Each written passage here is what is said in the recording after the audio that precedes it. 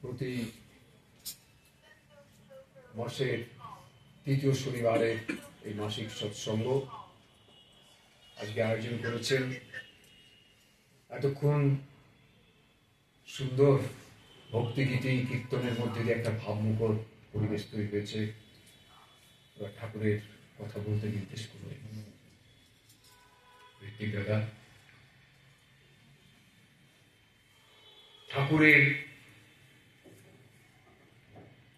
আমরা তো ঠাকুরকে দেখিনি, কিন্তু তার দীর্ঘ 81 বছর জীবনের কর্মকাণ্ড বহু ভক্ত লিখে গেছেন। সেগুলো যদি আমরা গভীরভাবে পড়াশোনা করি, বুঝবার চেষ্টা করি, তাহলে সমুদ্রের যেমন তল খুঁজে পাওয়া যায় না, তিনি কি জন্য এসেছিলেন, কি দিয়ে গেলেন, একটা যুগের জন্য কিন্তু নয়, অনেক অ্যাডভান্স 10,000 বছরের কথা তিনি মানুষের মঙ্গলের জন্য বলে গেলেন। রামকৃষ্ণদেব কিন্তু বলেছিলেন যে আমি এবারে কিছু করতে পারলাম না, তার যে কর্মটা সীমাবদ্ধ ছিল গণ্ডির মধ্যে, তাই তিনি বললেন আমি শীঘ্রই আবার আসছি। তাই 86 সালে রামকৃষ্ণদেব দেহ রাখার পর আবার পুনরায় 1888 সালে তিনি কিন্তু পাবনার হিমায়তপুরে আসলেন। এই বিশাল ব্যক্তিত্বকে ব্যাখ্যা করবার ক্ষমতা কারো নেই যদি না তিনি দয়া করেন। একটা সাধারণ মানুষের মতো তিনি থাকতেন, অথচ কত বড় বড় ব্যক্তিত্ব তার কাছে এসে তার জীবন দর্শনটা বোঝবার চেষ্টা করেছেন। এই কলকাতার হর্তকি বাগান লেনে ভারতের প্রথম রাষ্ট্রপতি বাবু রাজেন্দ্র প্রসাদ তিনি এসেছিলেন। ঠাকুরের সঙ্গে তার অনেক কথা হয়েছে। তারা যেমন রাজনৈতিক দিক থেকে মানুষের মঙ্গল করেন, তারা জানবার চেষ্টা করেছিলেন যে আধ্যাত্মবাদের মধ্যে দিয়ে কি করে মানুষের মঙ্গল হয়। ঠাকুরের সঙ্গে যে আলোচনা, সেই আলোচনাতে তাদের মধ্যে একটা প্রত্যয় জেগেছিল, একটা আশা জেগেছিল। তারা কতটা করতে পেরেছেন সেটা তাদের বিষয়। কিন্তু দেশবন্ধু চিত্তরঞ্জন কিন্তু ঠাকুরের সঙ্গে যোগাযোগ সাক্ষাতের মধ্যে দিয়ে নিজেই একটা ওই রকম ধরনের পাবনা হিমায়তপুরের মতো একটা আশ্রম গড়ে তুলেছিলেন, এবং সেখানে তিনি ওই রকম মানুষের সার্বিক মঙ্গলের কিন্তু সাধনাটা করতেন। শরৎচন্দ্র চট্টোপাধ্যায় গিয়েছিলেন ঠাকুরের সঙ্গে সাক্ষাৎ করতে, সুভাষচন্দ্র বসু তো গেছিলেনই, বিভূতিভূষণ বন্দ্যোপাধ্যায় আপনারা জানেন পথের পাঁচালীর লেখক, তিনি ঠাকুরের মানে এতটাই তার ভালো লেগেছিল, যদিও তার মধ্যে সেই আধ্যাত্মবাদের ভাবটা চূড়ান্ত ছিল বিভূতিভূষণ বন্দ্যোপাধ্যায়ের মধ্যে। তাই ঠাকুরের সঙ্গে খুব বেশি আলোচনা করতে হয়নি, কিন্তু তিনি দীক্ষা গ্রহণ করলেন। দীক্ষা গ্রহণ করে তিনি কিন্তু পরবর্তীকালে 1951 সালে তিনি দেহ রাখেন। পরবর্তীকালে যে কয় বছর তিনি বেঁচেছিলেন, কিন্তু সাধন ভজনের মধ্যে দিয়ে ঠাকুরের জীবন দর্শনটাকে তিনি উপলব্ধি করবার চেষ্টা করেছিলেন। অদ্ভুত ব্যাপার, তার স্ত্রী স্বীকার করে গিয়েছিলেন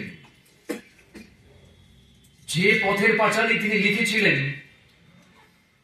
সেটা আমরা কতজন জানি, কতজন পড়াশোনা করেছি, সবাই জানতাম না। কিন্তু সেই পথের পাঁচালী যখন একটা ফিল্মের ভাষা নিয়ে তার কাহিনীটাকে মানুষের কাছে পরিবেশন করা হলো, বিশ্ববিখ্যাত চলচ্চিত্র পরিচালক সত্যজিৎ রায়ের হাতে পড়ে, সেই পথের পাঁচালী কিন্তু বিশ্বের শ কোটি লোক কিন্তু সেই পথের পাঁচালী দেখেছে। আজও পর্যন্ত সেই পথের পাঁচালী কথাটা মনে রাখে।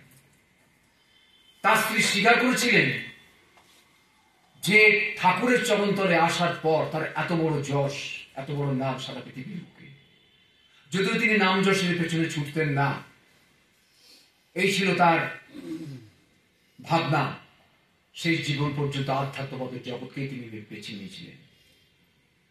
শরৎচন্দ্র চট্টোপাধ্যায় গেছিলেন, আমরা তো তার উপন্যাস দেবদাস বিখ্যাত, আমরা কত কত দেবদাস উপন্যাসটা পড়েনি এরকম খুব কম সংখ্যক আছে। যারা কলেজে প্রথম যারা পা রাখে বা সিনেমা দেখেনি এরকম কোনো ক্যান্ডিডেট নেই, বারবার সেটা হয়েছে। অথচ ঠাকুর শরৎচন্দ্র চট্টোপাধ্যায়কে সরাসরি বললেন যে আপনি এমন উপন্যাস লেখেন কেন যেখানে একটা মানুষ মরে যাচ্ছে, আপনি এই বার্তা দেন কেন, একটা মানুষকে বাঁচিয়ে রাখার কথাটা বলতে পারেন না, সেই পথটা অবলম্বন করতে পারেন না। শরৎচন্দ্র চট্টোপাধ্যায় কিন্তু তখন একদম টপ ফর্মে বাংলার বুকে, তাকে কিন্তু ওই সমালোচনাটা কিন্তু তিনি গ্রহণ করলেন এবং তিনি চিন্তা করেছিলেন যে সত্যি তো একটা মানুষকে বাঁচাতে তো পারি না, মৃত্যুর দিকে কেন একটা ক্যারেক্টারকে নিয়ে গেলাম সেই উপন্যাসের মধ্যে দিয়ে। তো এমনি সমস্ত ব্যক্তিত্ব তারা গিয়েছিল, পাবনা হিমায়তপুরের মধ্যে সীমাবদ্ধ ছিলেন না। সেই ছোট্ট গ্রাম যেখানে পদ্মা নদী, যেখানে জঙ্গল, যেখানে কীর্তনের আসর, হাটে ভাটে ঘাটে সর্বত্র নদীর তীরে মানুষ তার সেই পাগলা করা কীর্তনগুলো শুনত, সেই ছোট্ট জায়গায় তিনি কিন্তু আর সীমাবদ্ধ থাকবেন না। কলকাতার শিক্ষিত সম্প্রদায়, ব্যারিস্টার চন্দ্রশেখর সেন, তার পুত্র ব্যারিস্টার সাক্ষ্য সেন, তারা বুঝলো এই সাক্ষ্য সেন দীক্ষা নেবার জন্য, আধ্যাত্মবাদের জগতে ঢোকবার জন্য অনেক ঘুরেছেন, অনেক দেশ বিদেশ ঘুরেছেন, কিন্তু শেষে কোথায় মাথা নোয়ালেন? ওই পাবনা হিমায়তপুর আশ্রমে। বিশ্বগুরু যখন সম্মেলন হয়েছিল 1918 সালে, সেইখানে তিনি দীক্ষা গ্রহণ করলেন এবং তিনি মনে মনে পরিকল্পনা করলেন যে ঠাকুরকে এই ছোট্ট গ্রামের মধ্যে বেঁধে রাখা যাবে না, তাকে বিশ্বের বাকে তুলে ধরতে হবে। বিপ্লবী বারিন সেন গিয়েছিলেন আশ্রমে, যখন আন্দামান জেল থেকে ছাড়া পেলেন, সেই বারিন সেন তিনি ঠাকুরের কাছে গিয়ে এতটাই আপ্লুত হয়েছিলেন, তিনি পাতার পর পাতা তাকে একটা কাব্যিক মেজাজে তার জীবন সম্বন্ধে তিনি লিখলেন। মুগ্ধ হয়ে যেতে হয় তারা কতটা গভীরভাবে ঠাকুরকে শ্রদ্ধা এবং ভালোবেসেছিল। এই মানুষগুলোর মধ্যে দিয়ে তিনি কি করতে চেয়েছেন, তিনি মানুষের তার যথার্থ মঙ্গলের সূত্রটা কি, কি ধারাটা তারা বুঝতে পেরেছিলেন। সাক্ষ্য সেন ওই আলোচনা পত্রিকার প্রথম সম্পাদকীয়তে তিনি লিখলেন যে প্রেম, ভালোবাসা, ভালোবাসা যেদিন পৃথিবীর বুকে মানুষে মানুষে হবে, সেদিন কিন্তু এই যুদ্ধ, এই মানুষে মানুষে মৃত্যু, লড়াই, রাজ্য রাজ্য দখল, এই সেদিন কিন্তু বন্ধ হয়ে যাবে। ঠাকুর অনুকূল চন্দ্রের কাছে সেই শিক্ষায় পেলাম যে ভালোবাসার মধ্যে দিয়ে মানুষকে জয় করে তাকে কাছে টানা যায়। এত অমৃতের সন্ধান আমি পেয়েছি, তাই জীবনের শেষ দিন পর্যন্ত তাকে নিয়ে আমি চলবো।